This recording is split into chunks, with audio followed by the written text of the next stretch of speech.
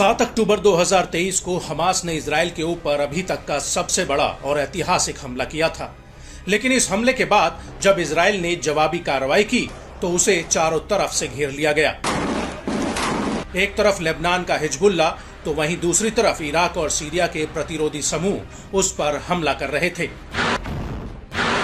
वहीं लाल सागर में इजराइल की मोर्चाबंदी यमन के हूती ने कर दी और इन सभी में से हूती ने इजराइल को सबसे ज्यादा चोट दी है। हाल ही में 12 जून 2024 को हूती ने लाल सागर में एमवी ट्यूटर नामक जहाज पर समुद्री ड्रोन से हमला करके उसे समुद्र में डुबो दिया था। इस हमले का मंजर इतना खौफनाक था कि जहाज चारों तरफ से धमाकों से गूंज रहा था।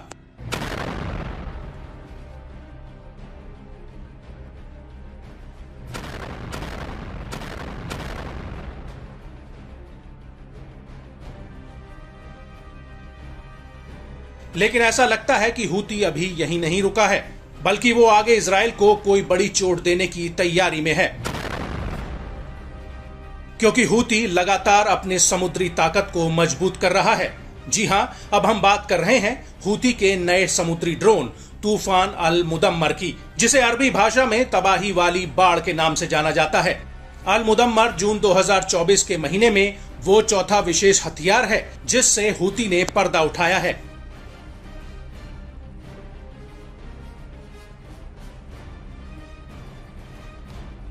और लाल सागर में तूफान अल मुदम्मर इजराइल और पश्चिमी देशों के जहाजों के लिए काल साबित हो सकता है। वो इसलिए क्योंकि ये समुद्री ड्रोन 1000 से 1500 किलो तक का हथियार या विस्फोटक ले जा सकता है। इसको लेकर यमन की मीडिया का कहना है कि ये यूएसवी एडवांस टेक्नोलॉजी से लैस है। इसे मैनुअल और रिमोट कंट्रोल दोनों से चलाया जा सकता है और समुद्र में इसकी स्पीड करीब 84 किलोमीटर प्रति घंटा है। ये समुद्र के हर वातावरण में हमला कर सकता है।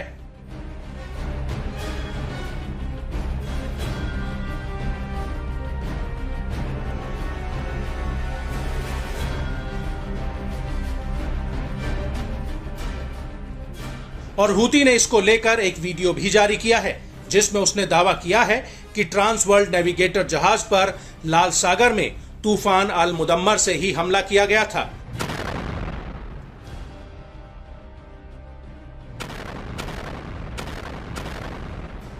हूती के इस वीडियो में साफ दिख रहा है कि कैसे समुद्र में ये ड्रोन दौड़ता हुआ जा रहा है और सामने खड़े ट्रांस वर्ल्ड नेविगेटर पर जाकर ये हमला कर देता है, जिसमें जोरदार धमाके होने लगते हैं।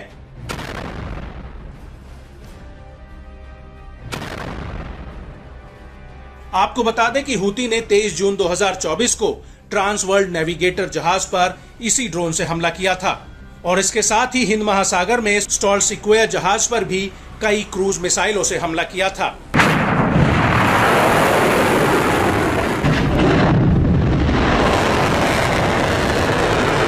आपको बता दें कि जून 2024 की शुरुआत में ही हूती ने एक नई बैलिस्टिक मिसाइल को दुनिया के सामने पेश किया था, जिसे उसने फिलिस्तीन बैलिस्टिक मिसाइल का नाम दिया था।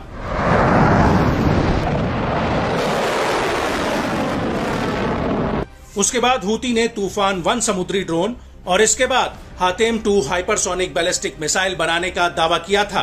बड़ी बात यह है कि हालिया दिनों में हूती की हवाई और समुद्री ताकत में बेतहाशा बढ़ोतरी हुई है और इसके पीछे सीधे ईरान का हाथ है। ईरान ने ही हूती को बैलिस्टिक और हाइपरसोनिक मिसाइल टेक्नोलॉजी मुहैया कराई है, जिसके दम पर वो स्वदेशी मिसाइल और समुद्री ड्रोन बनाने का दावा कर रहा है।